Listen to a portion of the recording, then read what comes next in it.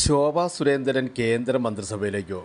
ചില റിപ്പോർട്ടുകൾ പുറത്തു വരുന്നത് അങ്ങനെയാണ്. കേരളത്തിൽ ബി.ജെ.പിയുടെ സംസ്ഥാന പ്രസിഡന്റായിട്ട് അവസാന നിമിഷം വരെ ശോഭയുടെ പേരായിരുന്നു കേന്ദ്ര നേതൃത്വത്തിനുണ്ടായിരുന്നത്.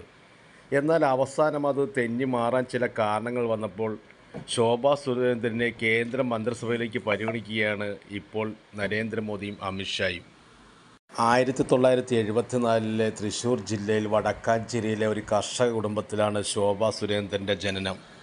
മലപ്പുറം ജില്ലയിലെ ആദ്യകാല ബി.ജെ.പി. പ്രവർത്തകനും നേതാവുമായ സുരേന്ദ്രനെ വിവാഹം ചെയ്തതോടുകൂടിയാണ് ശോഭാ സുരേന്ദ്രനായിട്ട് മാറുന്നത്.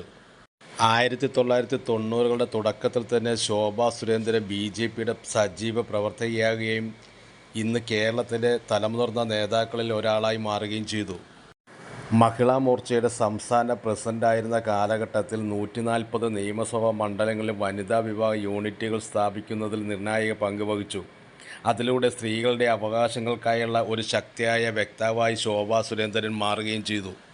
കേരളത്തിൽ ബി.ജെ.പി. നയിക്കാൻ ശക്തമായ ഒരു വനിതാ നേതാവിനെയാണ് കേന്ദ്ര നേതൃത്വം ആലോചിച്ചത്. അത് ശോഭാ സുരേന്ദ്രനെയാണ് കേന്ദ്ര നേതൃത്വം കണ്ടെത്തിയതും.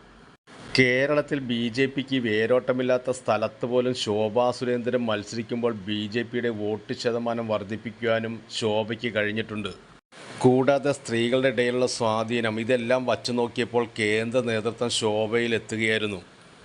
എന്നാൽ അവസാന സമയത്ത് കേരളത്തിലെ ഗ്രൂപ്പ് മാനേജ്മെൻറ്റുകൾ നടത്തിയ ഇടപെടലുകൾ രാജീവ് ചന്ദ്രശേഖറിലേക്ക് എത്തിച്ചു. അങ്ങനെ അവസാന നിമിഷമാണ് രാജീവ് ചന്ദ്രശേഖർ ബി.ജെ.പിയുടെ സംസ്ഥാന പ്രസിഡന്റ് ആകുന്നത്. കേരളത്തിലെ ബി.ജെ.പിയുടെ ഗ്രൂപ്പ് മാനേജ്മെൻറ്റുകളുടെ ഇടപെടൽ മൂലമാണ് അങ്ങനെ സംഭവിച്ചത്. എന്നാൽ ശോഭയുടെ ജനപ്രീതിയും സ്ത്രീജനങ്ങൾക്കിടയിലുള്ള സ്വാധീനവും മനസ്സിലാക്കിക്കൊണ്ട് ശോഭാ സുരേന്ദ്രനെ കേന്ദ്ര സഹമന്ത്രിയാക്കാനുള്ള നീക്കത്തിലേക്കാണ് കേന്ദ്ര നേതൃത്വം ഇപ്പോൾ ആലോചിക്കുന്നത്.